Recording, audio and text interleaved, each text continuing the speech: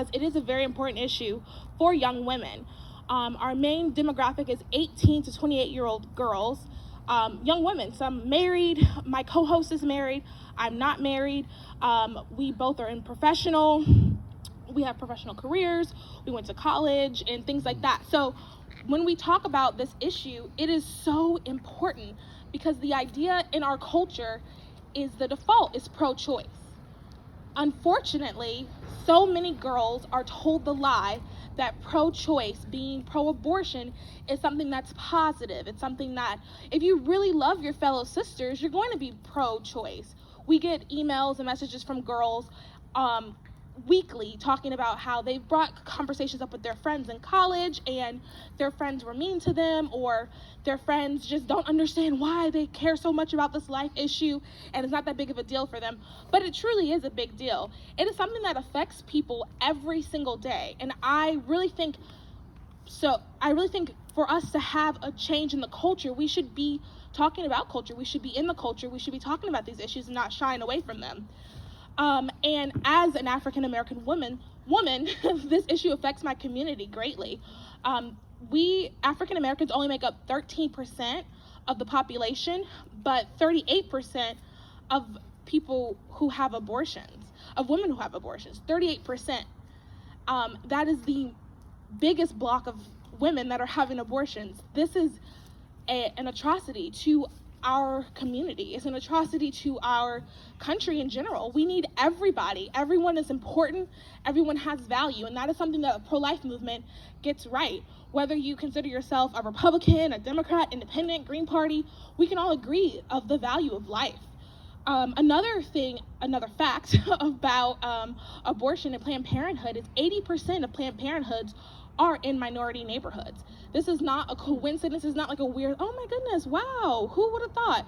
This is planned. The creator of Planned Parenthood was Margaret Sanger, and she was a known eugenist. And for those that don't know what a eugenist is, it's someone who wants to get rid of set populations.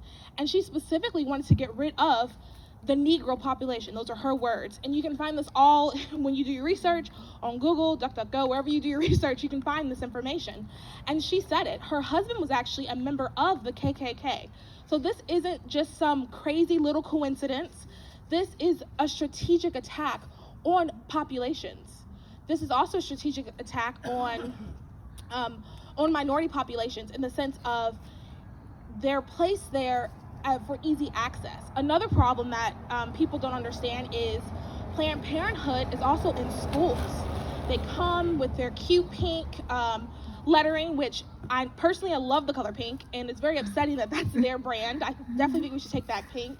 But they come with their cute pink branding and specifically in minority schools, and they talk about sexual education. They talk about if you need help with this, if you need help with that, come over to Planned Parenthood. We just don't do abortions.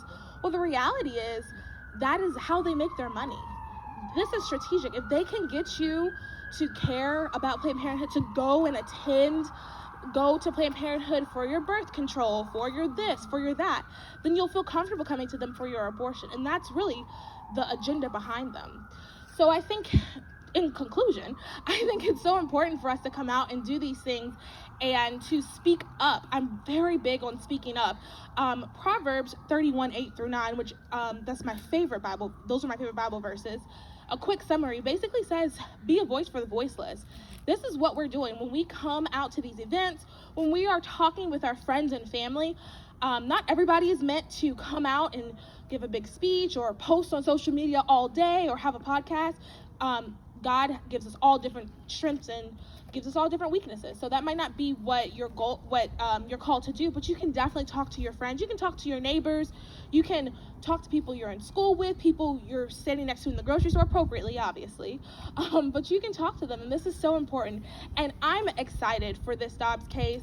I'm excited for the future that we have. I think one of the slogans of Students for Life, I've done a lot of things with them, is we are the pro-life generation. And I think it's just so evident as you look and you see these things coming up. This is a big step for us. This is something that can truly make a difference. I am ecstatic for this, and I also finally, I also want to say, I just want to remind everybody that, like the previous speaker said, this isn't over. If Roe is reversed and it does go back into the states, that means if we're going to make abortion illegal and unthinkable in our states, that means we need to vote. Voting is so important. I mean, we see consequences of voting every day, even in your local elections. We have to vote, and also, too, we have to be very active in our pregnancy resource centers. They do not get money from the government. They don't get a bunch of random grants and money here and there. They don't sell body parts, so they don't get all this extra money. So what they need is us. They need us to volunteer. They need us to donate. They need us to share when they have events. They need us to come to their walks. I mean, I think every pregnancy resource center has a walk sometime in the spring. They need that from us, because no matter what, even when Roe is reversed, people are still going to be getting pregnant. They're still going to need us. They're still going to need our communities. They're still going to need us to be there for them. So I just want to also remind everyone, like, this is a great step, but the work is not done. So yeah, that's it. I'm excited for the overturning of Roe.